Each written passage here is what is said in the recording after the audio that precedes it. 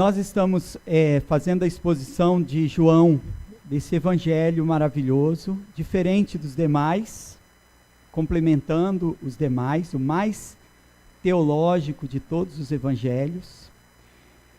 E ele trata do nascimento de Jesus, primeiro afirmando doutrinas, depois ele vai fazer o relato dos fatos. O evento comemorado tradicionalmente é de data incerta, e não vamos perder tempo com essas especulações e polêmicas sem proveito. Fato é que se celebra no dia 25, o Natal, o nascimento de Jesus, o maior de todos os acontecimentos da história. Quando Deus, o Verbo divino, Logos, personificação da sabedoria e força criadora e sustentadora do universo, fez-se carne, aquele que é Deus coigual em substância e o mesmo inseparável de Deus Pai, em unidade trina, indivisível com o Espírito Santo. 3 pessoas, um só ser.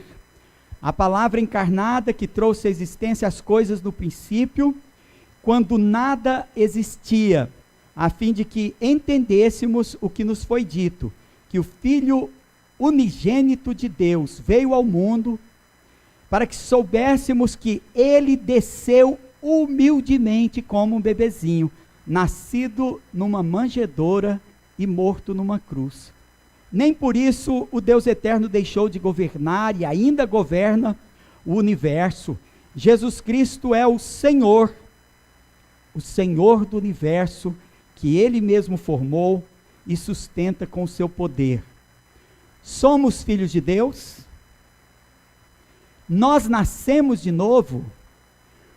Todo mundo nasce filho de Deus? Afirmamos que a encarnação de Jesus Cristo iluminou o mundo e fez o milagre da nova vida.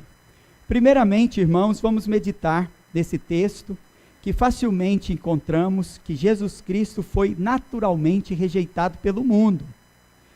Segundo, Jesus Cristo trouxe luz ao mundo em trevas. Terceiro, Jesus Cristo realizou o milagre da nova vida. Então, o mais teológico dos 4 evangelhos faz ousadas e maravilhosas afirmações sobre a grandeza de Deus e as suas obras. Primeiro, Jesus Cristo foi naturalmente rejeitado pelo mundo. Então, o Verbo estava no mundo, segundo o versículo 10 do texto que acabamos de ler. O Verbo estava no mundo, o mundo foi feito por intermédio dele, mas o mundo não o conheceu. O Verbo estava no mundo, o mundo foi feito por intermédio dele, mas o mundo não o conheceu. As pessoas acostumadas à escuridão de uma caverna, ao saírem, cobrem os olhos diante do brilho da luz. Assim, a pessoa que se acostuma a viver em trevas, rejeita a luz, rejeita a libertação que Cristo traz. A palavra de Deus diz que as pessoas amaram mais as trevas e que tiveram seus corações tolos, obscurecidos. Vamos ler Romanos 1:21. Romanos 1:21.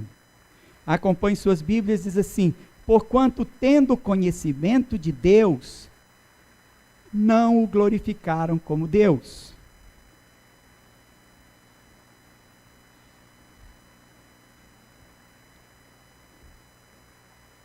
Creio que todos encontraram, porquanto, tendo conhecimento de Deus, não o glorificaram como Deus, nem lhe deram graças, antes se tornaram nulos em seus próprios raciocínios, obscurecendo-se-lhes o coração insensato. Notificamos, então, nesses versos, a maldade desesperada do coração do homem. A palavra de Deus diz que eles amam mais as trevas do que a luz, porque tiveram os seus corações tolos e obscurecidos. Primeiramente, a Escritura se refere aos judeus, que rejeitaram a Cristo, não a todos os judeus, irmãos, porque nem todos rejeitaram.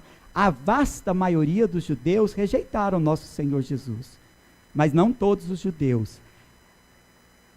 A maioria deles não recebeu o Senhor como Messias, não recebem até os dias de hoje, mas pelo menos alguns receberam. Não existe rejeição étnica aos judeus, antissemitismo nessas afirmações, mas o registro do fato da rejeição humana aqui. Ele veio para aquele lugar onde ele estivera, o qual é sua criação, o qual usufrui a sua sustentação. Ele veio para o que era dele, porque tudo é dele. Os judeus tinham a distinção de serem a nação a quem o Senhor elegeu. Assim, sua rejeição é uma grande ofensa. Quando nós pretextamos a graça, mas também o rejeitamos na prática, seria igual ofensa. Isaías 1:3 diz assim: o boi conhece o seu possuidor, e o jumento o dono da sua manjedoura. Mas Israel não tem conhecimento, o meu povo não entende. Quem rejeita a Deus, não lhe obedece, é mais tolo do que um animal puxador de carga, que reconhece o seu possuidor. O versículo 11 diz: veio para o que era seu, e os seus não receberam. João 1:11. O evangelho está falando de todo o mundo em geral, pois não há sequer uma partícula do mundo que o Filho de Deus não possa com justiça reivindicar como lhe pertencendo. A palavra de Deus diz o porquê dessa rejeição. Sim, diz, porque João 3,19, o julgamento é este, que a luz veio ao mundo e os homens amaram mais as trevas do que a luz, porque as suas obras eram más. Por isso o mundo não o conheceu.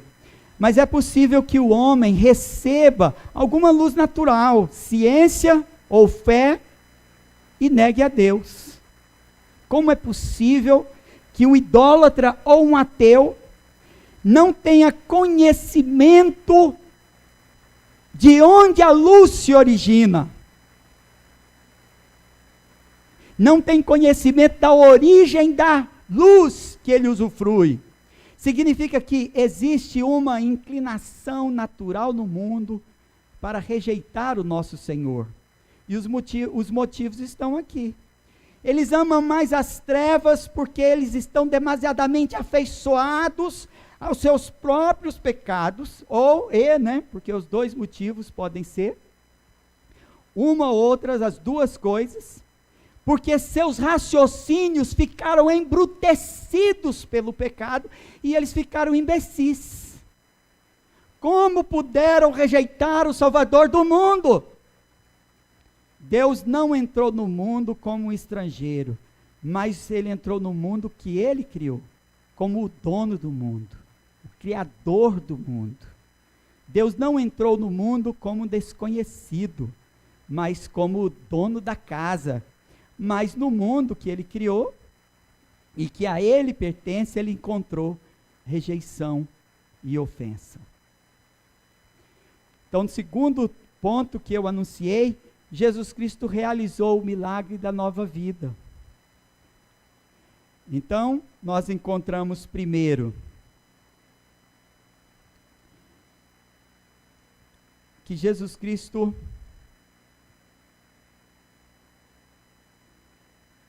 foi rejeitado e existe uma inclinação natural para rejeitá-lo. Agora encontramos que ele realizou o milagre da nova vida. A todos quanto receberam, deu-lhes o poder de serem feitos filhos de Deus. Versículo 12 do texto que nós acabamos de ler. A todos quantos o receberam, deu-lhes o poder de serem feitos filhos de Deus, a saber, aos que creem em seu nome. Ao passo que as Escrituras, então, desprezam quem rejeita o nosso Senhor. Ela eleva até o céu a pessoa que sinceramente crê em Cristo. Ele diz que o resultado de nossa fé é a glória de sermos reconhecidos como filhos de Deus. Segundo as Escrituras, os judeus, eles o rejeitaram e se viram então despojados da gloriosa graça divina que nos foi então dada, porque cremos, de fato, então recebemos a graça de crermos. Jesus Cristo é o unigênito Filho de Deus, e essa honra não nos pertence, senão que nos foi outorgada. Hoje, pela escola dominical, nós vemos o sentido dessa palavra, que é mais do que uma concessão, é mais do que um presente que recebemos, é uma dotação também de poder. Aos que creem, indubitavelmente eles são filhos de Deus, porque receberam uma fé concedida e não uma capacitação indecisa, como alguns acreditam, né, que mesmo tendo recebido esta graça ou poder de serem feitos filhos de Deus, eles possam rejeitá-la. Porque o evangelista afirma que estes já nasceram de Jesus, ou nasceram de Deus. Nós nascemos de novo quando, então, Cristo nos é anunciado, através, então, do Evangelho, nós o recebemos mediante a fé. Versículo 13 diz assim: os quais não nasceram do sangue, nem da vontade da carne, nem da vontade do homem, mas de Deus. Aí isso vai tornando mais claro para nós que foi pela vontade de Deus. Se dependesse então de nossa própria vontade, ou da vontade humana, que é da carne, corpo e alma, nunca. Mas se pela vontade de Deus, então podemos dizer, sim, graças a Jesus Cristo. A encarnação de Jesus Cristo fez o milagre da nova vida. Nenhum homem nasce filho de Deus, mas ele pode ser feito filho de Deus em Cristo Jesus, pela adoção. No último sermão eu falei sobre a nova geração, que é o novo nascimento, que nós escapamos da primeira geração, segundo Adão, e pertencemos à nova geração que é segundo Cristo. Mas isso tem implicações práticas. Vamos ver as implicações práticas da adoção. Você pode abrir sua Bíblia comigo em Gálatas 4, versículo 4 a 7.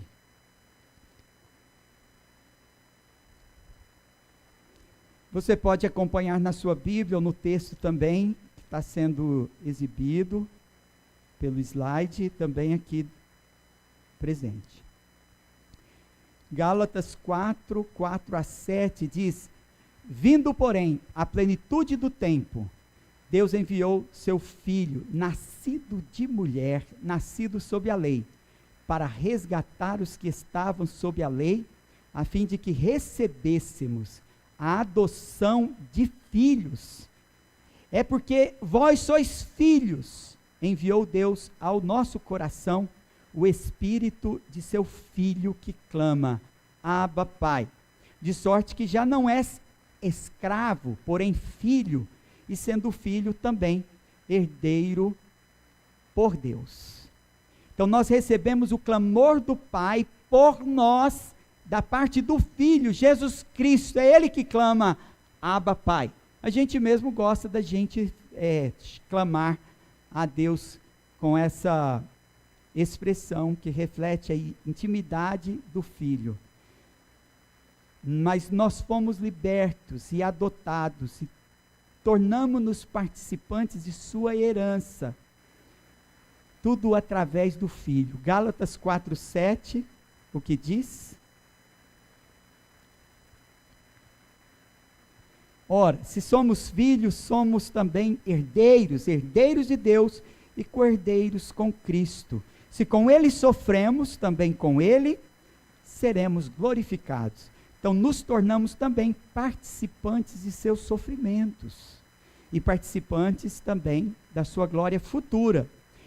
Portanto, nós somos exortados em Efésios 5:1. Sede, pois, imitadores de Deus como filhos amados. Então é certo que a nossa vida não é tão fácil assim, porque somos filhos de Deus, porque recebemos essa dotação de poder. É bem provável que ela não seja, ou que não seja por todo o tempo. Em algum momento soframos de toda sorte de sofrimentos que os homens estão sujeitos. Mas nós sofremos e nos nossos sofrimentos somos também imitadores de Deus. Diz assim Efésios 5:1, sede, pois, imitadores de Deus como filhos amados. Foi um grande milagre, graças a Deus, então, que nós não temos rejeitado para a nossa própria condenação. Foi pela graça de Deus e pela vontade dele, e não nossa. Ainda que Deus não opere contra a nossa vontade. Então talvez você pense, não, eu escolhi Jesus, eu fiz a escolha certa. Ora, você pode ter a presunção de dizer, como a maioria dos evangélicos, eu aceitei Jesus.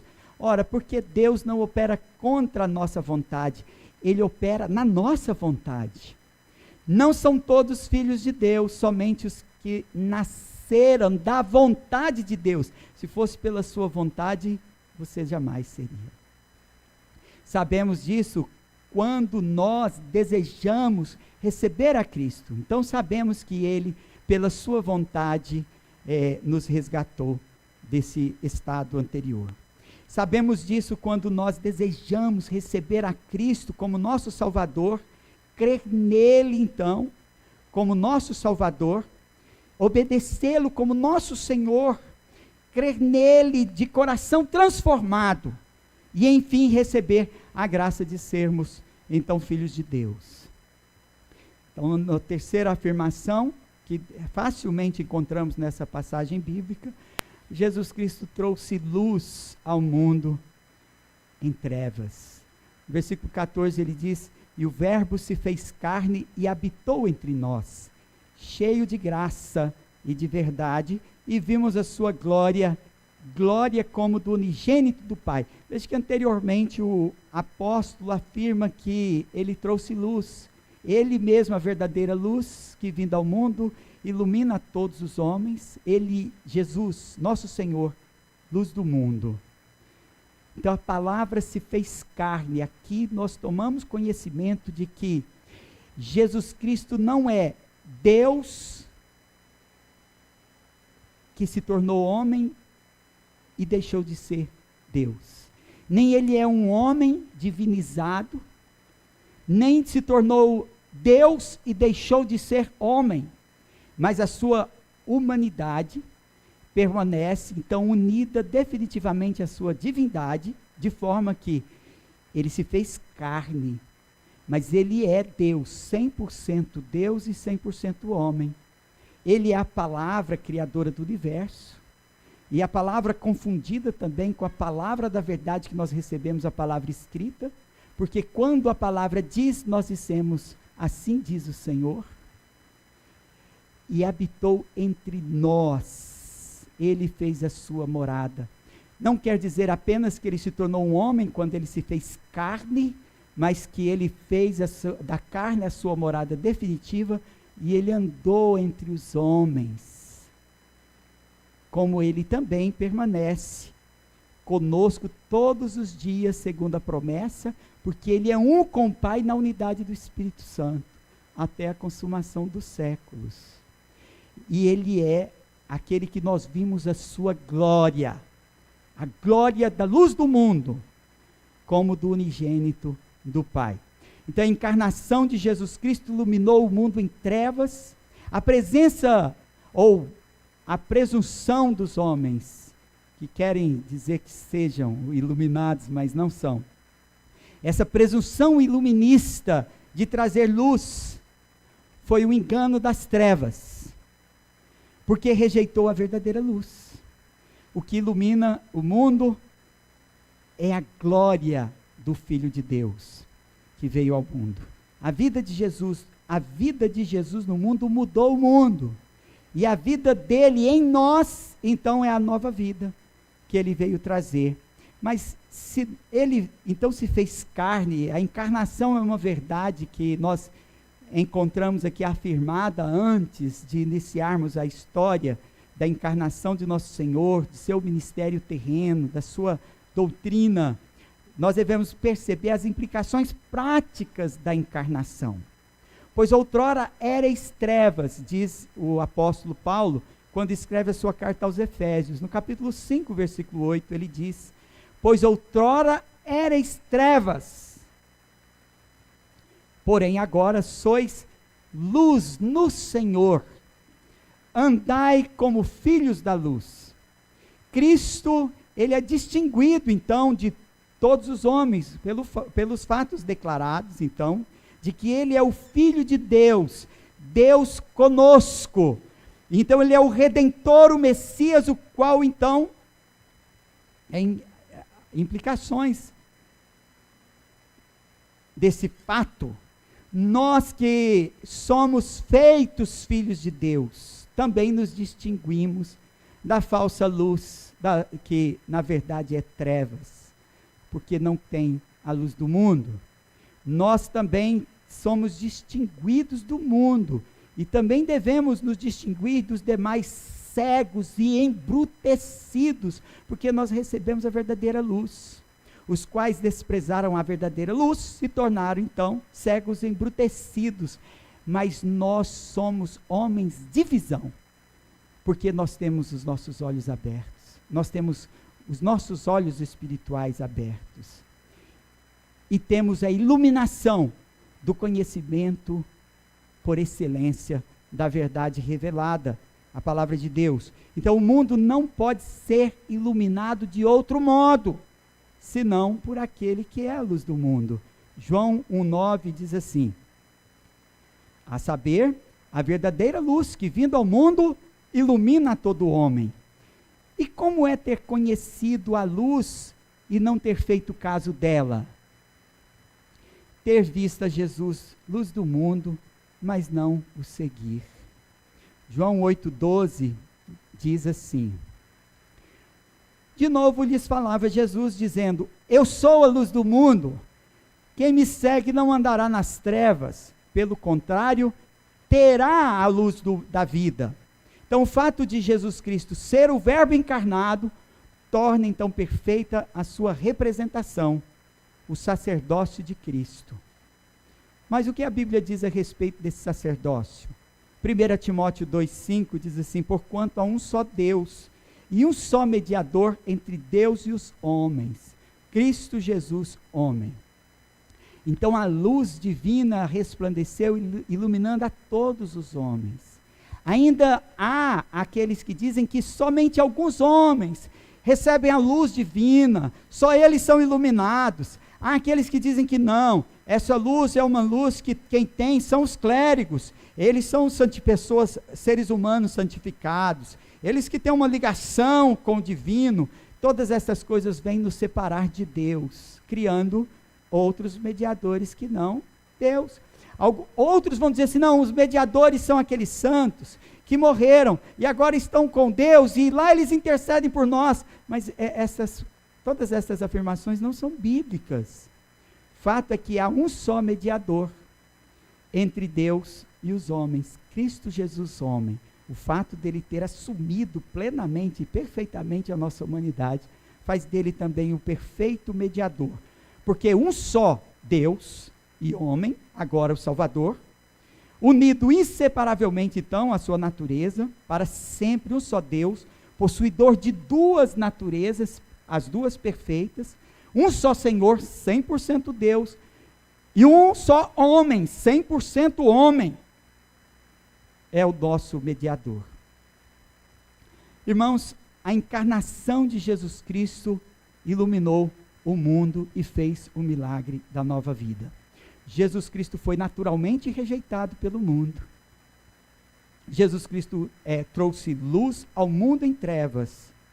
Felizmente, Jesus Cristo realizou o milagre da nova vida. E aqueles que nasceram de novo, também dotados de poder, viram a luz do mundo, o conheceram e andam na luz.